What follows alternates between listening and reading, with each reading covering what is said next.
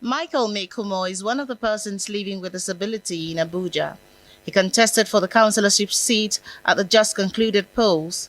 He complains that persons living with disability were not given special consideration in the voting process. At the primary level of picking the ticket of my party, there were challenges that pointed to the fact that they never trusted that people with disabilities can actually be able to do what they are doing in terms of being represented in government or being included in governance.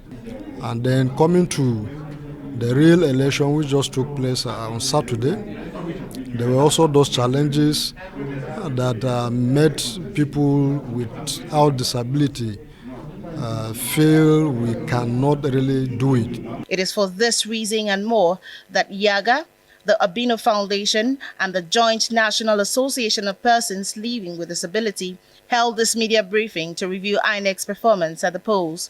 Upon investigation by YAGA Africa, we discovered that INEC allocated voters to new polling units without informing voters of the changes to their polling units.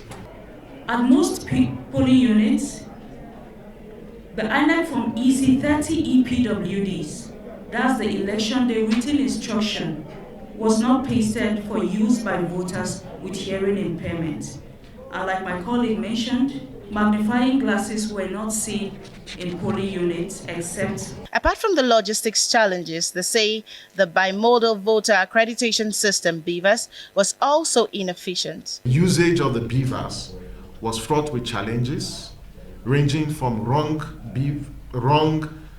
configuration of the BVAS to respective polling units, the BVAS failing to accredit voters, delays in the RATEC response to BVAS complaints in polling units, as well as delays in authenticating voters within the processing time. In its own assessment, the Nigerian Civil Society Situation Room commended security agencies but condemned the low voter turnout and vote buying. Apart from the incident where some security officials were reported to have shot in the air, only one reporting to that environment, security agents were highly professional and in their own conduct, and generally they arrived very early before the INEC officials. Vote buying has become a recurrent ugly incident in our electoral process, and this is where the anti-graft agency like EFCC and ICPC should come to work.